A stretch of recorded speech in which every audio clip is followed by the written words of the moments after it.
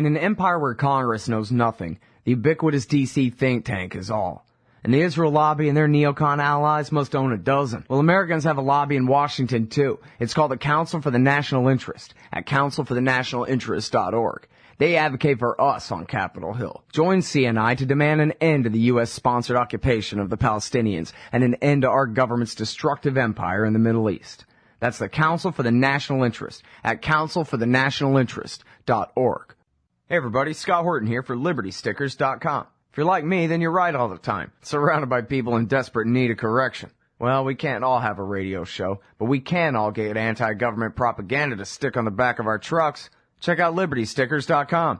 Categories include anti-war, empire, police state, libertarian, Ron Paul, gun rights, founders quotes, and of course the stupid election. That's LibertyStickers.com. Everyone else's stickers suck. Hey y'all, Scott Horton here. After the show, you should check out one of my sponsors, WallStreetWindow.com.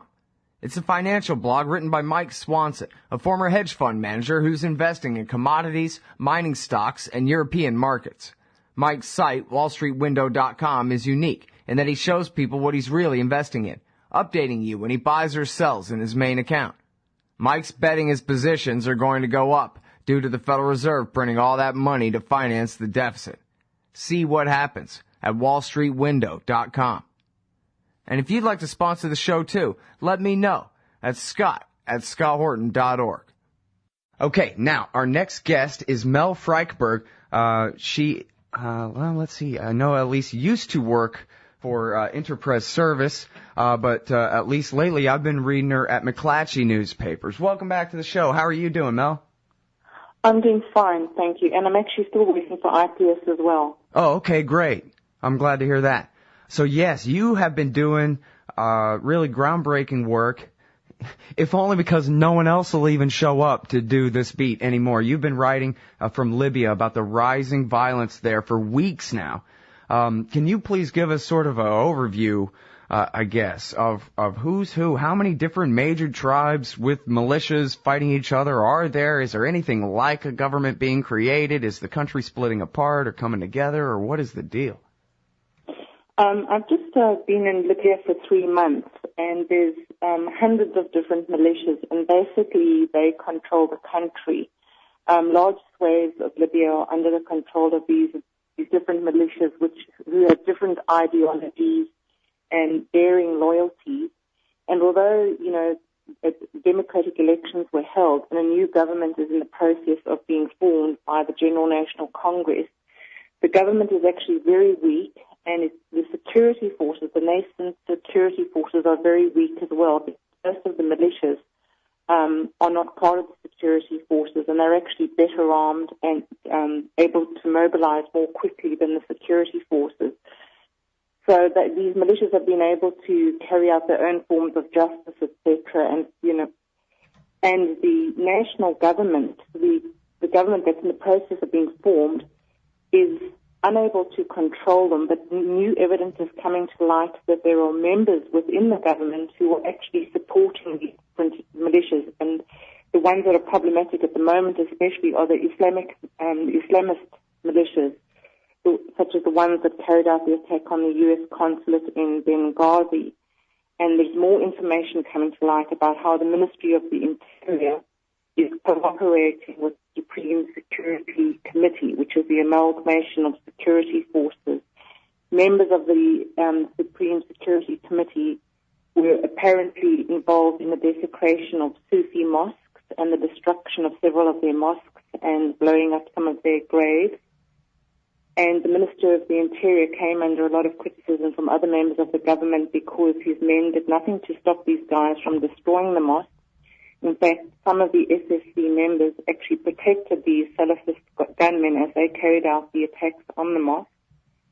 And it is alleged also that some members of the SSC were involved in the desecration of the mosques. And I was actually witness, because the destruction of one major Sufi mosque in Tripoli took place over 3 days. Even though there was a government outcry against what was happening, 2 days later they were still continuing to demolish the mosques and nothing was being done about it. There's quite some explosive information coming out now that I'm busy working on about how the militias are involved, how members of the government are involved with the militias. Wow. So at this point, I wonder whether security forces is just sort of a euphemism for the militia that America picked. I mean, is there anything, are they even really, is there a government at this point? The way you describe it, the security forces are just another militia. Well, the Supreme Security Forces are an amalgamation of militias underneath them. And then separate to that is the nascent police force and the nascent military. Mm-hmm. And the problem is that the majority of these militias are not joining the police force or the military.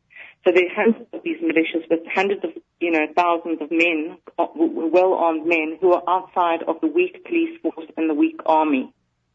And that is the problem, is that they're unable to bring these men into the one national police force and one national army. And as I say, these militias are divided by different ideologies and loyalties, and many of them are refusing to join the police because they have their own agenda, such as the Ansar al-Sharia Brigade, which carried out the attack on the U.S. consulate. Mm. All right, now, on the attack on the mosque, of course, there's been the big debate as to whether this was revenge. Well, obviously, the thing happened on September 11th, and then there was the drone strike that killed a Libyan al-Qaeda guy in Pakistan. And then others say, no, it was just a riot that broke out and turned into terrorism and these kinds of things. Do you have an official opinion about what's going on there? We have one of our McClatchy colleagues who interviewed one of the security guards in Benghazi, and according to this security guard, there was no protest whatsoever beforehand. These guys arrived and they were well armed, heavily armed, and they carried out this attack. So this whole thing by the protest, there was a protest gone away, has been refuted by some members of the Libyan government who accuse, again, the Interior Ministry of lying about what actually happened, because this is what is happening. Some members of the Libyan government who have Salafist sympathy, who are in the Interior Ministry, who control many of these militias, they were saying, it was just a protest that got out of hand. But other members of the Libyan government who are not sympathetic with the Islamists and the Salafists are saying that this is nonsense and that this attack was well planned beforehand. I mean, you don't just find several hundred Salafist guys suddenly arriving on one spot and carrying out an attack that appears to be well planned beforehand. And many members of, Libyan government members are saying this. The only members of the Libyan government who are claiming that it is a protest that got out of hand are those from the Interior Ministry who are sympathetic with the Ansar al-Sharia Brigade and have Salafist sympathies. Furthermore, the safe house for the Americans from the consulate, these people that carried out the attack knew where the safe house was because there was a two-pronged attack. The first attack took place at the consulate, and the next attack happened at the safe house about an hour or so later. So they knew this so-called secret address of the safe house. Mm-hmm. Well, I think it was CBS reported that the security forces had pointed the way to, where you want to go. I don't know how far away this safe house was, but it never was clear, at least in that reporting, whether they had a gun to their head at the time and their hands up and they said, okay, just don't kill me, go that way, or whether they were in on it all along and that really they were helping the attackers carry out their plan. What do you think of that? Well, I don't think the security guards at the would have had that secret information. I think I'm presuming that they wouldn't have had that information. I'm thinking that the guys who carried out the attack knew the information beforehand. And the other that I'm busy investigating now is that one of the members of the Libyan government from the Interior Ministry actually called some of the security people who were at the consulate to tell them to step down because there was going to be an attack happening. This hasn't been confirmed yet, but it's coming. We're in the process of looking into the details of that because the White House is being very, very coy about giving the full details of what happened. And it's not just because everything is unclear.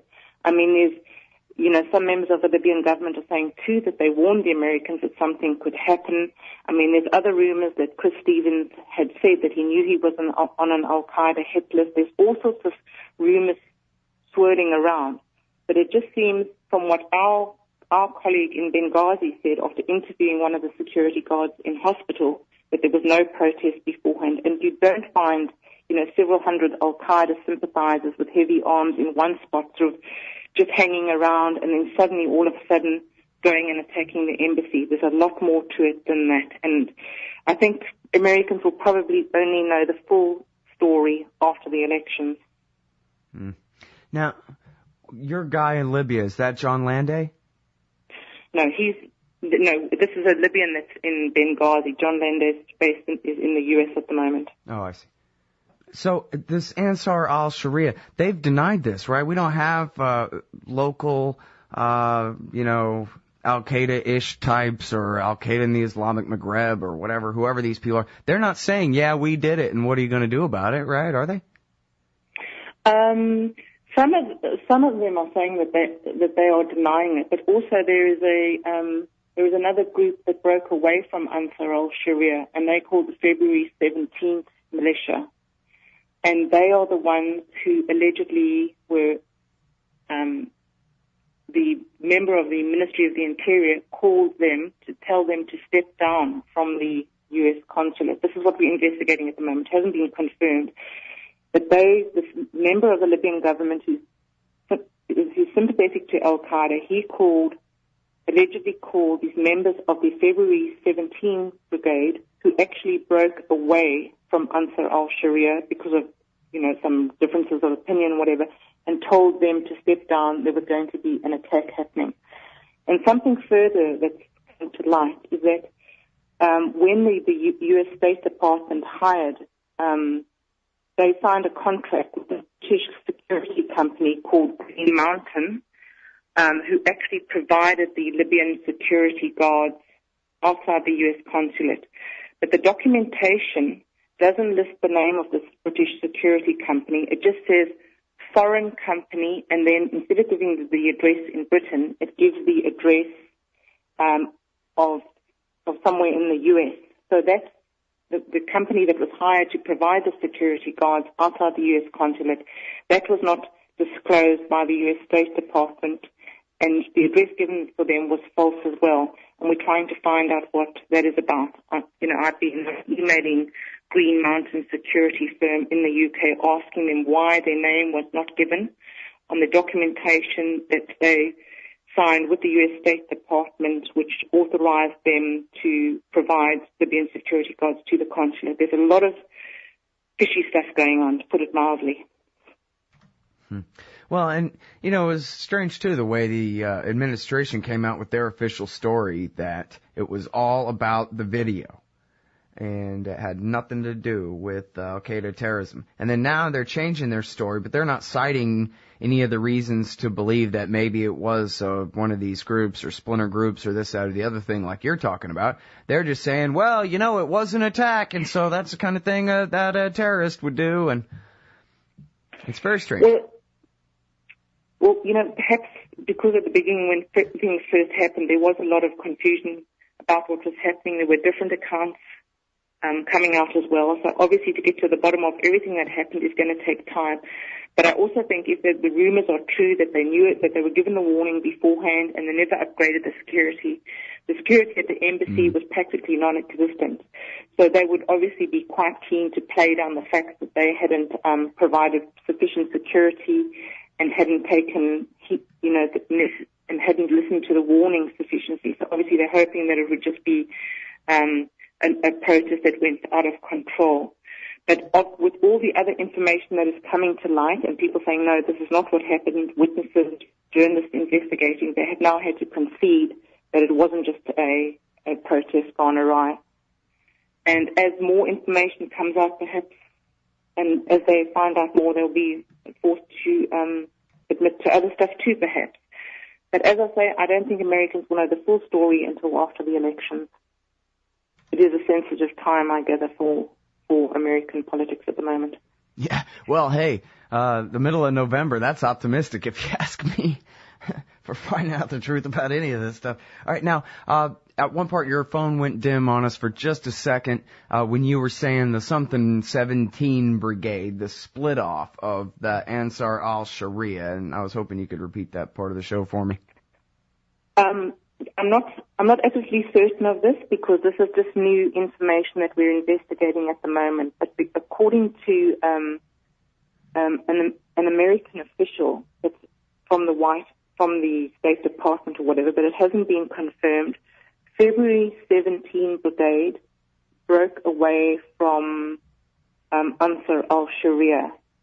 And according to what we're investigating now, a member of the Libyan government in the Interior Ministry, which is responsible for the security forces, called some February 17 security brigade members who were guarding the U.S. consulate on the night of the attack and told them to step down. This is according to some U.S. intelligence that intercepted some calls or whatever. So it appears, if this is correct, that a member of the Libyan government who's sympathetic to Al-Qaeda called the security guards outside the U.S. consulate from the February 17 Brigade, who's a breakaway group from Ansar al-Sharia, and told them to step down because there was going to be an attack. In other words, it was all planned, they knew about it, etc. And then, of course, you had the second phase of the attack where these attackers knew where the U.S. safe house was and then went and killed three other Americans after Stevens had been asphyxiated in the consulate. Well, so maybe that's why all the changing stories and that kind of thing, it all comes back to how much they could have, should have known or could have, should have done beforehand to protect the people. They had that much information. Yeah. As I say, none of this is confirmed at this stage. It's just stuff that's coming out slowly. Right. Okay, and now you're in Cairo today, correct? I've been in Cairo for a couple of weeks, yeah. Oh, for a couple of weeks. Okay, good. So tell us about what's going on there. Is this all just about the movie? No, in Egypt, I think a lot of it is, there's a lot of young guys who are very frustrated with the situation in Egypt. They don't have employment. They cannot go overseas to get better jobs. So a lot of them are also bored. They're not employed. There's also football supporters called the Al Ali Football Club, and they have issues with the police. They often have fights with the police where the police, beat them up and arrest them. And so whenever there's a chance to have a confrontation with the police, they're in there to come and, fight with the police. So that's one element of it. Another element of it is that people really are frustrated and bored. And of course, then there is the element of people who are offended at the video. So it's not just a clear cut, only people being offended with the video. There's other social elements of what is happening in Egypt contributing to the unrest here as well. Mm. It always was amazing to me when the Arab Spring came out, a year and a half ago, how, all about themselves it seemed to be, and how little attention was paid to the American role in the dictatorships that people were rising up against in successful and failed uprisings across the Middle East. Right? There was this notable lack of burning American flags, even though Uncle Sam was behind every tortured dictator in the region. It seems like now, after a year and a half, all the Arabs remembered at once. They're like, oh yeah, now we know, now we're reminded of how we got into this mess and why we have Mubaraks and King Fahd's and King Abdullah's all around, Well, I think if somebody's going to help you, get rid of somebody that you want to get rid of, you're not going to necessarily look at their credentials. It's only when things start to backfire, as they seem to be doing in the Arab Spring, that people will get more questioning. Yeah, well, and they everywhere that they have a choice, they pick people who America seems less and less influence over. That was what Pepe Escobar was talking about on the show yesterday, that there's so many conflicts waiting to play themselves out in the Middle East that have nothing to do with us, that, the American government won't be able to really influence any of it because it's all directed in ways that we don't even understand. It's completely beyond us. That's why I just think it's a real mistake getting involved in these situations in the Middle East, because I think it's been said by many people before, that you cannot bomb, countries into democracy, and it's just backfiring badly when you see all these Salafist and these Islamist groups filling these political vacuums. So you're basically getting, one lot of thugs being replaced by another lot of thugs, and a lot of people dying along the way in countries being broken up. I mean, I hate to think what's going to happen with Syria, which is even more divided than Lebanon. Although Assad was a terrible, terrible man, and Gaddafi was a terrible man, but now when you're having basic rights of women in Libya, and that's being threatened, and I mean, not long before I left Tripoli, these Salafist guys were going around to coffee shops in Tripoli and threatening women who didn't have their hair covered, and that kind of thing didn't happen under Gaddafi. So I just think I think there's a big difference between majority voters, a majority voting a government in mature democracy, because there's a lot more to democracy than just having the right to vote. Yeah. Well, I don't know if this is really right, but and obviously I have my own American point of view and interest in this, but it seems to me like first they need independence. If it's at least up to them, then they have the chance to choose the right thing.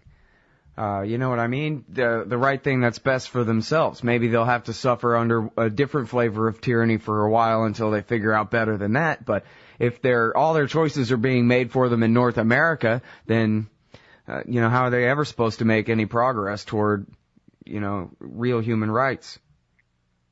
Well, I think another problem too is that when countries are basically destroyed, the infrastructure, the security forces, many people injured and dead. It's not very easy to just go ahead with democracy and that. And that's what you have in Libya now. The country is very much in a state of disrepair.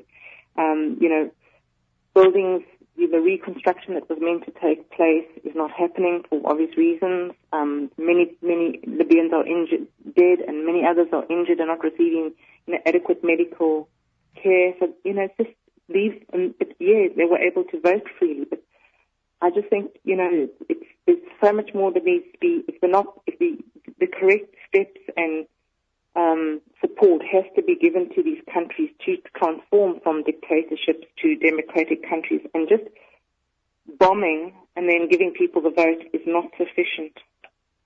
Right. Yeah, that's what's too bad about that is when people say democracy in the West, they have all these other things built into it. Free speech and fair trials and all these things that they just assume, rather than just plain majority rule, which is the way it can be interpreted and applied and can certainly be a recipe for disaster, especially, I always think of what happened in Iraq when everybody, even Jon Stewart on The Daily Show, everybody's just celebrating the big purple-fingered election. Why, look how purple their fingers are. Isn't it beautiful to see these women voting in an election? And then all it meant was the lines were now clear and the Civil War was to begin in earnest. Oh, man. That kind of thing can happen. One of the February 17 brigades were responsible for one of the major brigades for, open inverted commas, liberating Tripoli last year, close inverted commas, and they are the ones that with very, very strong Salafist leaning who are now turning against the people that helped them to so-called liberate Tripoli. So it's just, but I can't believe that these Western leaders who continue to do this, and especially the US, are not aware of this. They're aware of this, but there's obviously still something in it for them, like, I don't know, the oil or whatever. The real gold plus there. Of course. In fact, that was one of the things I was just reading.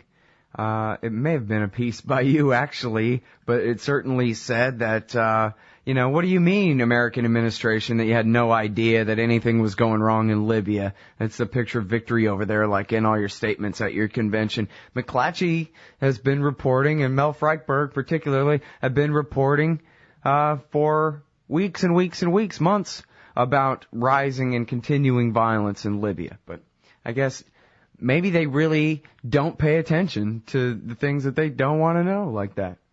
I think isn't that in the president's morning briefing or something that, Mr. President, Libya is still burning? I don't think that after they've put all these resources into helping Libya, the nation of Libya, they're going to collect on all those, reconstruction projects and all that oil underneath the ground after all the money and effort they put in. I don't think they'll give up that easily. That's what I feel.